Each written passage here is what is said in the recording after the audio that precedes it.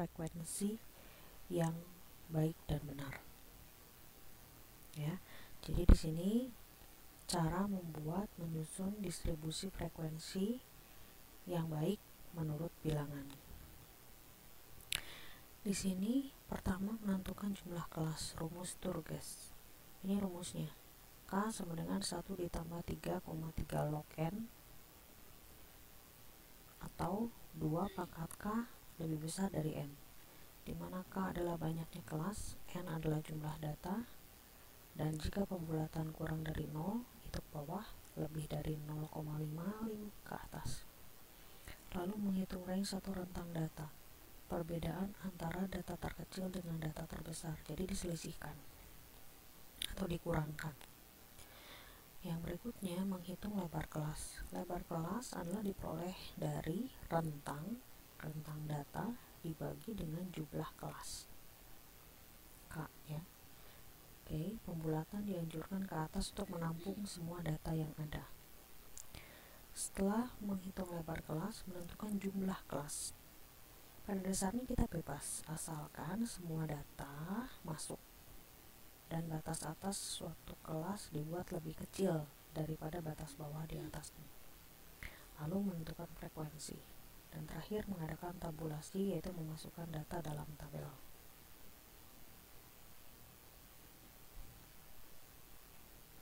Oke, kita lihat contohnya. Ini keuntungan bersih per tahun dari 50 perusahaan batik di Jogja. Ini datanya.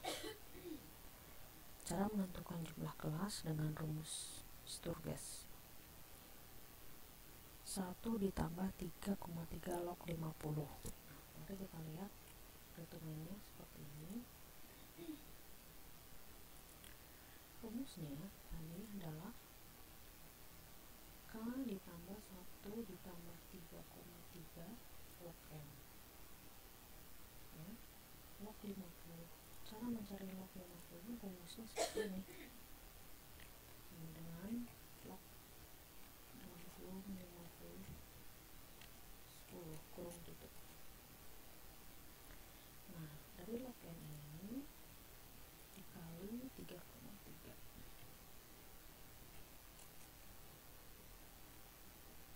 ini dikalikan 3,3 lalu ditambah 1,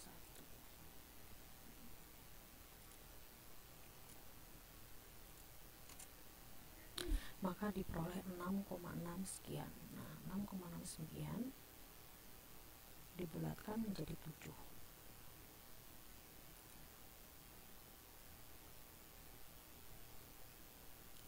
Nah, lalu di sini menentukan range 98 dikurangi 33. 98 diperoleh dari yang tertinggi dikurangi yang terendah 33, maka diperoleh 65. Setelah langkah 1 dan kedua selesai, dilanjutkan dengan langkah ketiga, menghitung interval kelas, yaitu K dibagi R dibagi K. 65 diperoleh dari sini, dibagi 7 dari K, diperoleh 9,28. Tadi ada catatan, walaupun ini kurang dari 0,5 pecahannya, tapi sebaiknya dibulatkan ke atas dengan harapan agar semua data boleh masuk ke dalam kelasnya. Maka setelah itu tentukan banyaknya kelas 7 dan kelas intervalnya 10. Maka kelas pertama memiliki batas bawah 30 dan batas atasnya 39,9. Untuk kelas kedua batas bawahnya 40 dan batas atasnya 49,9 dan seterusnya, sehingga terbentuk 7 kelas. Lalu masukkan data ke dalam perhitungan frekuensi seperti ini. Ini namanya turus. Jadi bila di sini 60, berarti masukkan dalam kelas 60 sampai 69,9. 33 dimasukkan dalam kelas 30 sampai 39,9 dan seterusnya. Oke, setelah itu akan diperoleh data seperti ini, dan untuk cross check teman-teman harus lihat di sini. Jumlahnya 50. Apakah semua sesuai dengan yang data di sini? 50 perusahaan.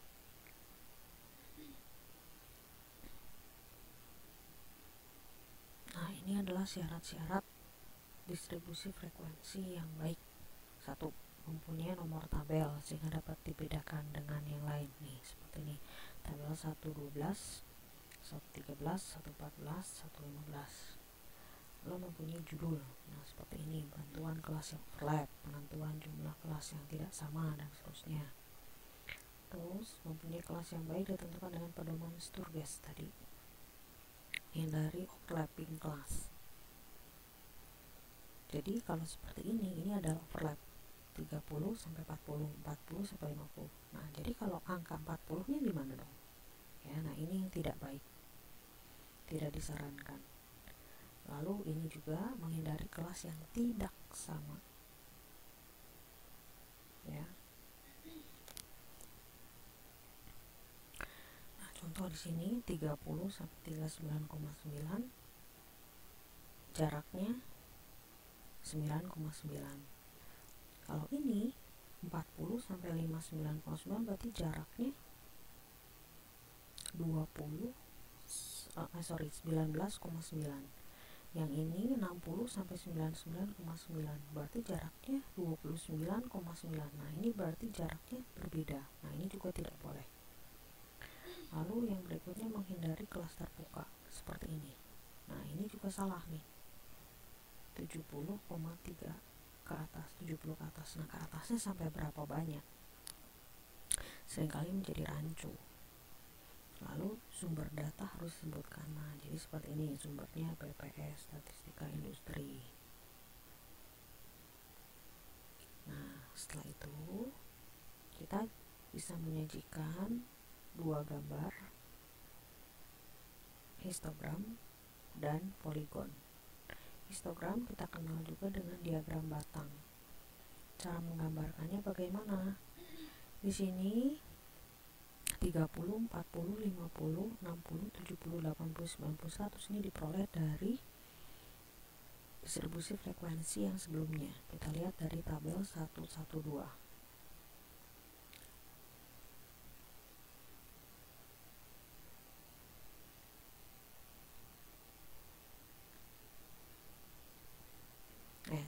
Tabel 111.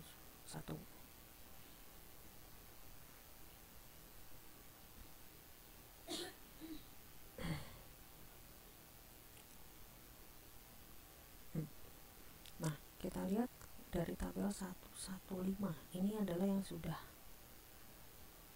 betul ya, data sudah betul.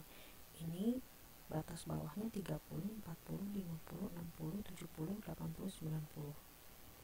Nah, kita plot dalam gambar seperti ini, 30, 40, 50, 60, 70, 80, 90, 100.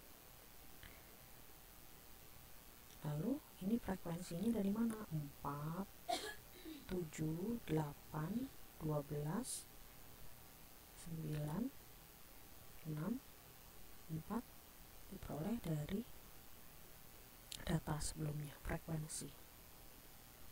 Nah, jadi diplot ke sini ya, teman-teman. Nah, yang berikutnya adalah poligon. Poligon itu menghubungkan titik tengah dari diagram batang. Jadi dari sini cari titik tengah, titik tengah, titik tengah, titik tengah, titik tengah, titik tengah, titik tengah, titik tengah, titik tengah, lalu digabungkan. Ada cara lainnya untuk mendapatkan angka-angka ini, yaitu kita jumlahkan seperti ini. 20 tambah 30 dibagi 2 dapat 25. Lalu 30 tambah 40 dibagi 2 35. 50 tambah 40 dibagi 2 dapat 45, dan seterusnya. Jadi seperti itu, teman-teman. Oke, sekarang cara menyusun distribusi frekuensi menurut kategori. Nah, contohnya seperti ini, kategorinya petani, pedagang, pengusaha, dan seterusnya dengan frekuensi tertentu. Nah, kita lanjutkan kembali kepada distribusi frekuensi relatif. Distribusi frekuensi relatif itu kita kenal dalam persentase. Contoh di sini keuntungan petani, pedagang, pengusaha, pegawai negeri sipil. di sini adalah frekuensi absolutnya atau jumlahnya. Nah, jika jumlah frekuensi absolut dijumlah di total, akan diperoleh 500. Nah, untuk mencari frekuensi relatif yaitu berbagi jumlah frekuensi absolut dengan jumlah total. Contoh seperti ini, 250 dibagi 500 dikali 100%, jadi 50%. Contoh lain, 150 yaitu frekuensi absolut untuk pedagang dibagi 500 dikali 100%, mendapatkan 30%. Nah, setelah dihitung, kita bisa plot dalam tabel 118 distribusi frekuensi relatif pada pencarian penduduk. Nah, angka-angka ini diperoleh dari mana? Dari sini teman-teman. Ya, kita plot ke sini. Dan kalau digambarkan dalam diagram lingkaran, bisa dalam bentuk gambar seperti ini. Jadi intinya sih adalah kita membuat distribusi supaya ketika kita menganalisis mudah dilihat dan enak untuk dibaca. Nah, sekarang kita lanjutkan pada distribusi frekuensi kumulatif. Yang dimaksud dengan kumulatif yaitu intinya secara berturut-turut dan bertahap memasukkan frekuensi pada kelas-kelas yang lain. Contoh distribusi frekuensi kumulatif kurang dari dan distribusi frekuensi kumulatif atau lebih. Nah, kalau kurang dari, ini angka-angka 30, 40, 50 dan seterusnya ini diperoleh dari batas bawah. Dari tabel 1.12. Nah, tadi contohnya 50 pengusaha batik di Jogja. Nah, kalau kita lihat keuntungan yang dari 30 itu tidak ada, karena paling kecilnya 33 ya, masih ingat ya teman-teman. Nah, maka dimulai dari frekuensi 0. Lalu di sini saat ini berikutnya lagi kurang dari 40. Kurang dari 40 ini dari mana? 4, ada 4 frekuensi. Kembali lagi kepada tabel ini. Ya. Nah, di sini yang kurang dari 40 berarti ada 4. Ya, ada 4. Nah, di sini. Lalu yang kurang dari 50 berarti ada 4 ditambah 7. 7 dari mana? Dari sini. Jadi ini dijumlahkan 4, 7, 8, 12, 9, 6, 4 dan seterusnya sampai mendapatkan hasil seperti ini. Ya, dijumlahkan satu persatu mengikuti frekuensi yang ada. Maka total untuk distribusi frekuensi kumulatif kurang dari paling akhirnya adalah 50, diawali dengan 0, diakhiri dengan 50. Nah, bila digambarkan atau diplot dalam gambar, maka akan terbentuk gambar seperti ini. Oke, ini adalah distribusi frekuensi kumulatif kurang dari. Selanjutnya contoh lainnya yaitu atau lebih. Sama, tentukan dengan batas bawah, gunakan atau lebih. Nah, saat ini dimulai dari jumlah frekuensi kumulatif yang tertinggi 50, yaitu tadi 50 pengusaha batik di Jogja. Kalau dibilang keuntungannya 30 atau lebih, berarti semua melebihi 30. Nah, ini dari mana angka-angkanya? Sama dari tabel 1.12, 4, 7, 8, 12, 9, 6, 4. Ya, lalu 40 atau lebih berarti 4-nya yang hilang. Jumlahkan ulang. Lalu 50 atau lebih berarti 4 dan 7 hilang, tinggal sisanya. Lalu yang 60 atau lebih berarti 1, 2, 3, 4 hilang, berarti sisa seperti ini dan seterusnya. Maka kalau distribusi kumulatif atau lebih dimulai dari tertinggi 50 sampai ke batas 0, atau yang memang keuntungannya misalnya 100 atau lebih ya tidak ada. karena paling tingginya 98.